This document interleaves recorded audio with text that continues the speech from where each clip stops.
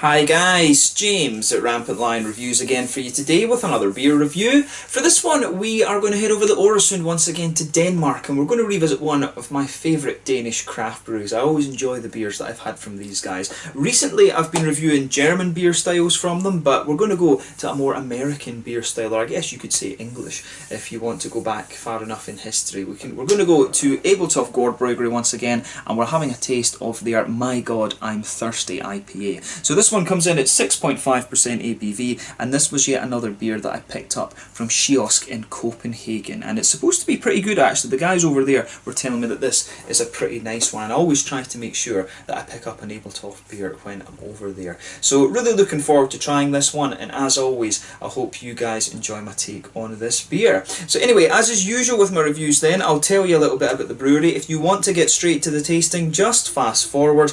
All the usual links are in the description below. That's the brewery website, the link to my other reviews that I've done from Ebeltoft GårdBryggeri before. No doubt I will add some more in the fairly near future. There's all the usual social media. If you want to see more beer reviews, do please consider subscribing to the channel. The whole channel of course has a geography based tagging system, so you can go into the home page and search for beer based on country, city, state, county, prefecture, whatever it is you're interested in. Do check out the playlists of beers from different countries. There is one there for all the Danish beers that I've reviewed for you. That's constantly being added to, and as always please do get in touch and let me know some of the other beers and breweries that you guys would like to see me review. It's always great to hear from you guys that are watching the videos, and the support that you show the channel is hugely appreciated. So anyway, on to my brewery notes then, to tell you a little bit about Ebeltoft GårdBryggeri then. So Ebeltoft GårdBryggeri, as the name suggests, is based on a farm in Ebeltoft, which is on the Djursland Peninsula near Randers and Aarhus on Mid-Øland. So mid basically just means middle in Danish, and Øland is the sort of tall part of Denmark that's connected to Germany at the bottom, the mainland part of Denmark, if you can actually call it that, although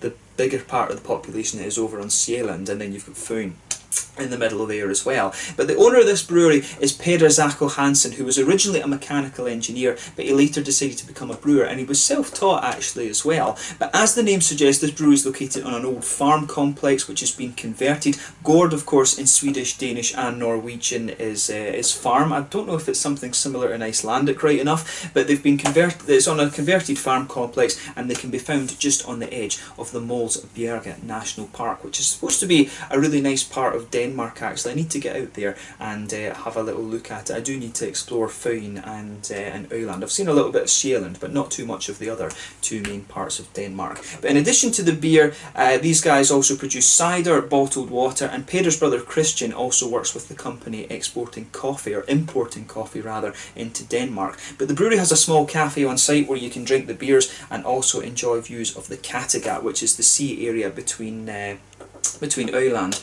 and the west coast of Sweden. And of course there's a big Viking history there as well. The Vikings TV series was based in Kattegat, of course, which is really nice actually. I do like that TV series. Make sure you watch it if you haven't already. But as I say, from a very pretty part of Denmark, and this is a brewery that kind of shot to fame, if you like, within Denmark recently because of the Raw Power IPA. They had an American brewer for a while, and I suspect at the moment they've got a German brewer, because they're doing a lot of German beers, and the quality of those is really pretty good actually. They're very authentic, a lot of the beers that these guys are producing, so definitely one of the Danish brewers that you need to check out if you get the chance. But yeah, that's all you really need to know about Ebeltoft GårdBryggeri just now. As I always say, the brewery website and the Facebook and Instagram and stuff like that are in the description below, so you can check them out, and hopefully I can get across there and film a sort of on-site video for you at some point fairly soon. I'm sure I'll be able to talk my dad into going over there at some point. But yeah, let's get on to the actual tasting of this beer itself then. So as you can see, the artwork on this one is really quite nice. I have to admit, I really do like the artwork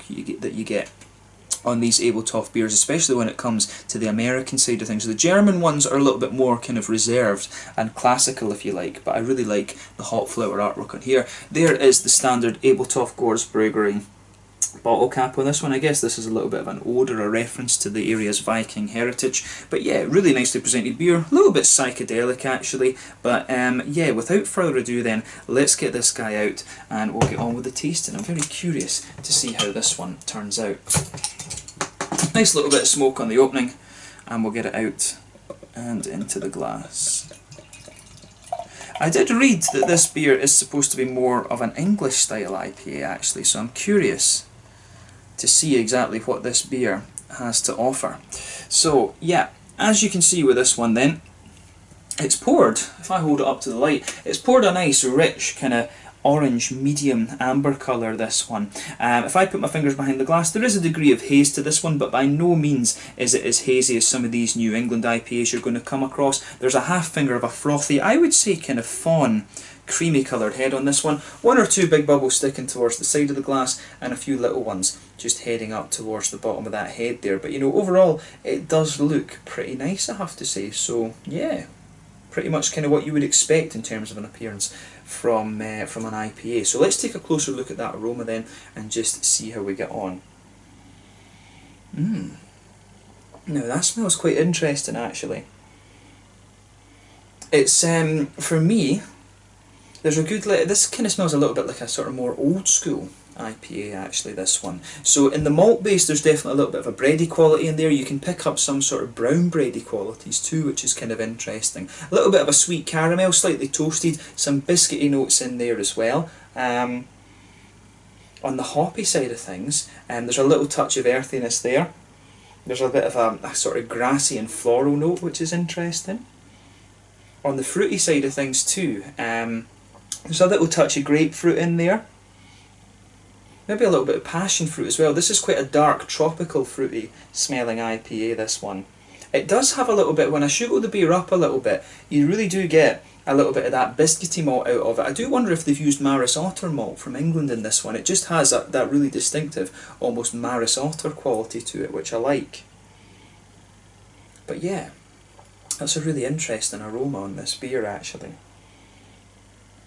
So as I always say, take a little bit of time and enjoy the aroma of the beer before you get stuck into it. But for me, this one, it does have a little bit of an English quality to it, so I can see why maybe Untappd had this one listed as an English IPA. It does have a little bit of the American fruitiness to it and the American sweetness, but I mean overall it's a really nice smelling IPA. If I was comparing this to the overall spectrum of IPAs, I would say that this one leans a little bit towards the sweeter, more malty side of things. And it does have a little bit of a juicy, fruity quality there. Like I said, to me it's mainly coming across as quite a grapefruity note out of this beer. So yeah, let's have a taste of this one then and see how it got on. So this one is the My God I'm Thirsty IPA from Ebeltoft GårdBryggeri on Midtjylland, or in Midtjylland, over in Denmark. Let's get stuck into this one. Slange, Skull, Kampai, 6.5%. Cheers.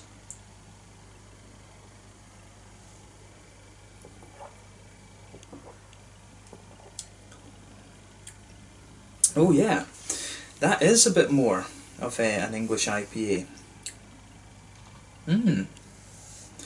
That's really quite nice actually. I mean, as I've said before on the channel, when it comes to English traditional beer, I've always been more of a fan of the dark beers when it comes to English beer. I was never a great fan of bitters, and I was never such a great fan of the English style IPAs. But I think they've done a solid job with this, and it's kind of interesting actually when you try the Scandinavian takes on the English beers. I mean, if we're talking about this in Sweden, of course, we've got Nynäshamns Brewery, and they do the Bedero Bitter. You've got the Närke Kulta Brewery, and they have the Örebro Bitter as well. Those are two really nice examples of the styles, and personally I like those better than the original English bitters that I've tried before. I've tried like London Pride and a few of the other things, but I do like the Scandinavian takes on these beers better. And this is another example where I think the Scandinavian version of the traditional English beer is actually better than the original English ones. So it's kind of interesting that actually.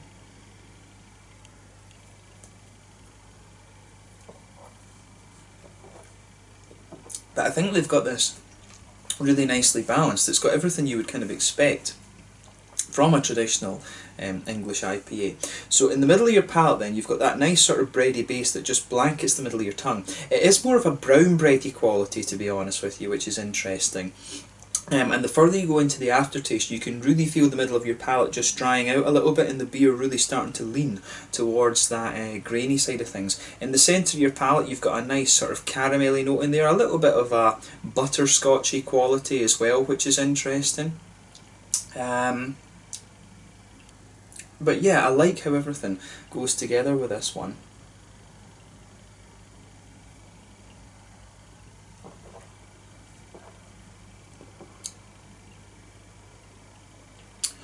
Yeah, I really like that malt base in this one, you know, thumbs up to them for that. As I've always said on the channel, I do like it when beers have a nicely balanced malt base to go along with the hoppy side of things. But yeah, it really does start to lean towards that grainier, drier side of thing the further you go into the flavour here. But on the hoppy side of things then, back corners of the palate, you've got a nice little bit of earthiness there. As you come further forward from that, the beer actually does get a little bit more kind of resinous and things. I'm pretty sure it's American hops that's in here, to be honest with you. There might be an English hop backing it up, but I'm pretty certain it's an American hop that's in here. It does get a good bit resinous and dank on the sides of the palate. Towards the front corner of the tongue it's a little bit more floral, and round the very front curve of the palate it's a little bit lighter and grassy. Behind the front curve of the tongue, of course, that's where you get that nice oily bubble where those juicy fruity esters start to push their way out of the beer.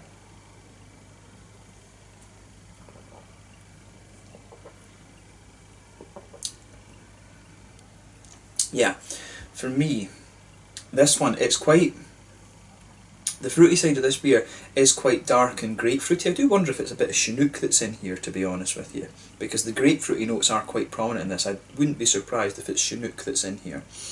And I think there might be a little bit of Cascade as well. I think Chinook and Cascade are being used in this one. So this beer really does have an English malt base to it. I suspect there's Maris Otter malt in here, just going from the flavours. But it's got...